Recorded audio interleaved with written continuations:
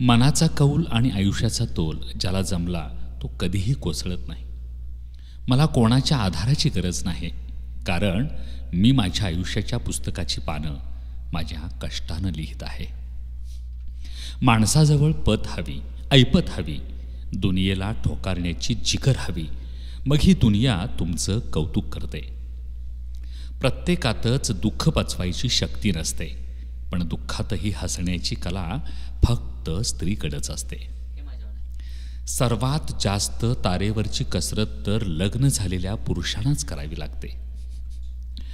तुझ्यासाठी जपलेलं सगळं त्याच्या स्वाधीन केलं, प्रेमात बहरलेलं फूल आज कर्तव्यात विलीन झालं. एकदा तुला पाहिलं की पुन्हा पाहत राहण्याची हाव, काय हरकत आहे मी बसवला तर तुझ्या शेजारीच गाव. मुलं कधीच आपलं दुःख सांगत बसत नाहीत, स्वतःच्याच मनाशी युद्ध खेळत राहतात. जैसे ज्याचे कर्म तैसे फळ देतो रे ईश्वर, ही उक्ती पूर्णपणे खरी आहे, त्यात काय वादच नाही. पण सद्यस्थिती कशी आहे? जो वाईट कर्म करतो, लुबाडतो, तोच बहुधा सुखी असतो, आणि जो सत्कर्म करायला जातो त्याच्याच वाट्याला दुःख येतं. आपले कर्म चांगले पाहिजेत मित्रांनो. नुसतं देवाचं नाव घेऊन कर्म बदलता येत नाही. देवाचा जप करणारी माणसं चांगलीच असतात असं नाही.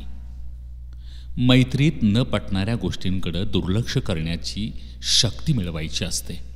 कोणी कुणासाठी किती त्याग केला याचा हिशोब आला की आंब्याच्या झाडाने आपला मोहर येण्याचा काळ संपला हे जाणावं.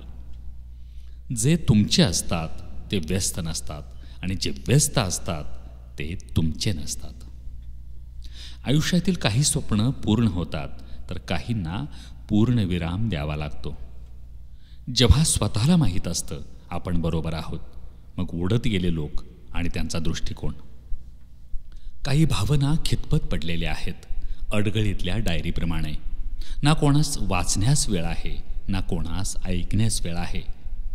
काही भावना अप्रकाशितच राहतात. एकटेपणातही ज्याची आठवण दाटते ती व्यक्ती आपल्यासाठी प्रिय असते.